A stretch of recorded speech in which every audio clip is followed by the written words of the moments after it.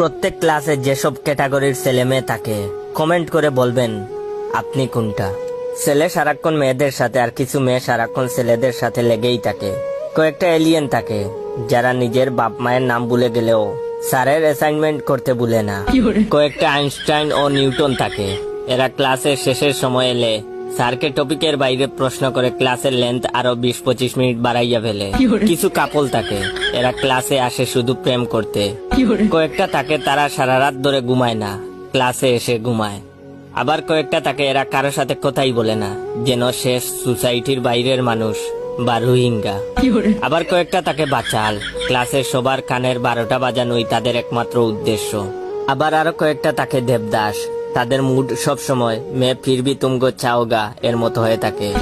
আবার কয়েকটা থাকে জুকার। আবার আমার মতো কয়েকটা থাকে, তারা সব সময় সবাইকে হাসায়, এমনকি তাদের কাছে সিরিয়াস